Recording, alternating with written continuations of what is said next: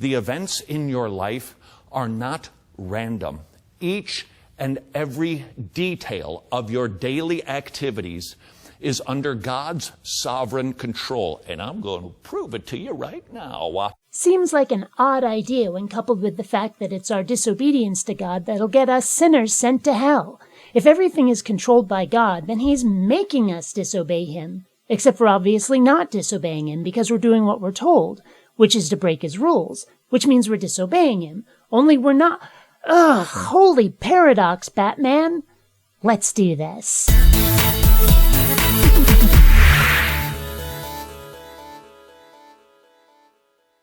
Greetings, fellow space travelers. BionicDance here.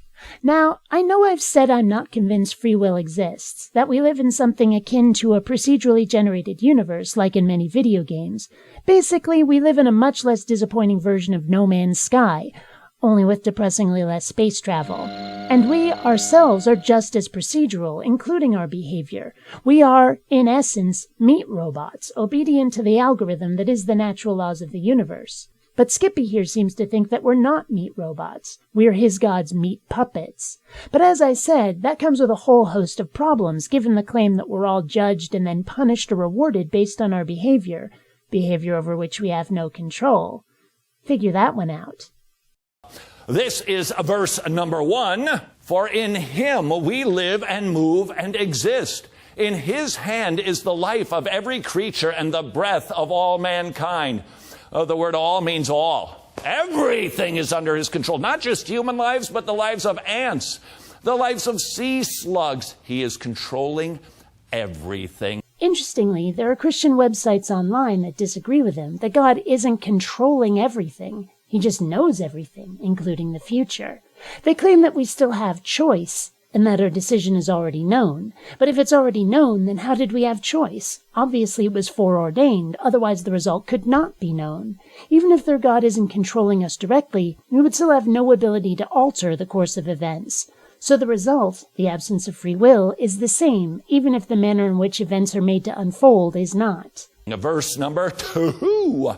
But the very hairs of your head are all numbered. Is God into details? He knows how many hairs you have today, which chances are pretty good are less than what you had yesterday. He thinks he's funny, doesn't he? And that his audience is all male, apparently. Verse number 3. He counts the number of the stars.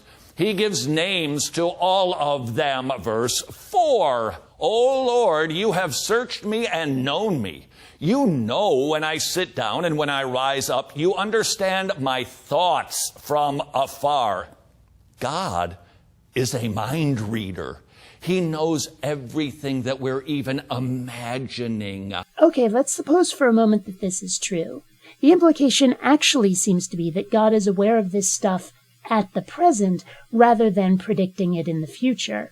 And if that were true, then I'd be a lot closer to considering the existence of free will, except of course that I don't believe in a God and am fairly convinced that the universe is on an unalterable course all on its own.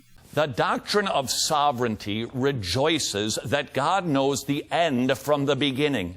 He not only knows what is going to happen, He has ordained every event for all time.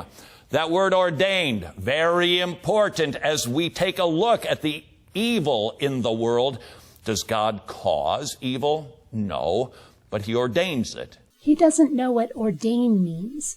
Indeed, specifically with reference to God, the dictionary says, quote, to destine or predestine, to order or command. The example given is, thus do the gods ordain.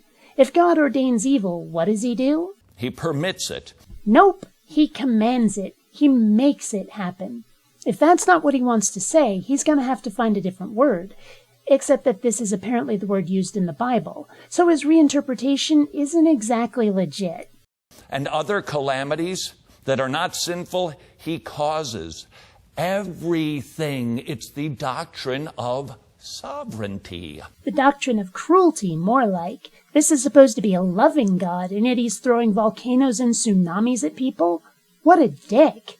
Not to mention the contradiction here. God controls everything, except He only ordains it, which means He only allows it.